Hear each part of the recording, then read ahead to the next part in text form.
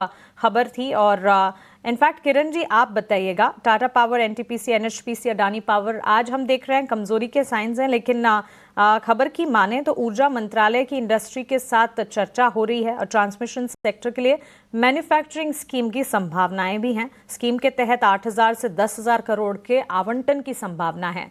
Power sector पर क्या take रहेगा, कोई पर्टिकुलर स्टॉक पर टेक्निकल नजरिया, किरण जी अगर आपका बन रहा है?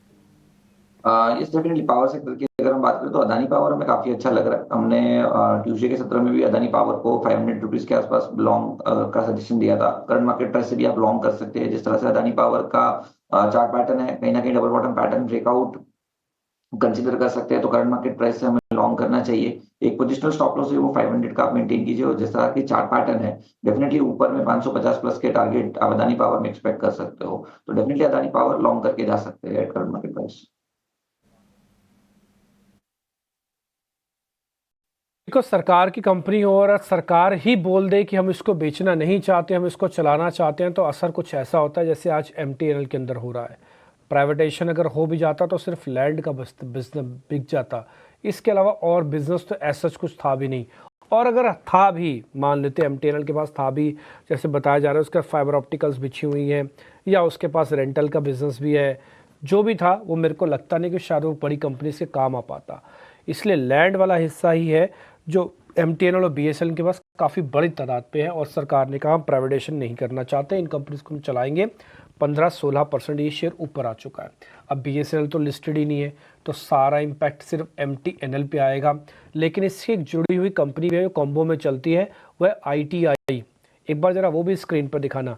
आईटीआई है एक्चुअली में, वो भी सॉर्ट ऑफ सीधा तो नहीं बट इनडायरेक्टली टेलीकॉम से ही जुड़ी हुई कंपनी है, और इसी तरह के सॉफ्टवेयर हार्डवेयर बनाने के काम में आती है, जिसमें इसमें भी सर्किट लग गया 5% का। एनी हाउ, अब आते हैं निफ्टी और बैंक निफ्टी पे। देखो, समय तो आज देना पड़ेगा, द रीज़न इज बिंग क्योंकि आज विक्स डाउन है 1% और, तो आज आपको मूवमेंट नहीं मिलेगा। जो मूवमेंट मिल रहा है उसको मार्केट बहुत अच्छे से फोर्सफुली ऊपर नहीं खींच रहा है, तो ये होना चाहिए था, बट अभी तो एब्सेंट है। लेकिन अभी ये जल्दबाजी भी है कहना, क्योंकि सिर्फ अभी 15-20 मिनट हुए हैं। अब देखेंगे 100 पॉइंट वापस से बैंक निफ्टी ने रीगेन कर लिया। इसलिए मैं आपसे सुबह भी यही बात कह रहा था, अब मैं फिर से रिपीट कर देता हूँ। आज निफ्टी और बैंक निफ्टी को ना बार बार मत देखना। बार बार देखने से क्या होगा, आपको ना गलत डिसीजन की तरफ ले जाएगा वो। आप एक बार अपनी कन्विक्शन के साथ खड़े हो जाओ, सौदा डाला बैठ जाओ, ठीक है ना। ऐसा नहीं होगा कि 10-20 पॉइंट ऊपर नीचे होगा ना तो आपको डिस्टर्ब कर देगा। तो आप कुछ मत करो, अगर आपने सौदा डाल लिया चुप करके बैठ जाओ आप, और अपने टारगेट्स का वेट करो। अगर नहीं डाला तो अपने लेवल्स का वेट करो कि जिस लेवल पे आपको चाहिए। बोले हमको ना लेवल्स चाहिए ना टारगेट चाहिए, हमें कुछ नहीं चाहिए, तो आप सबसे बेहतरीन इंसान है।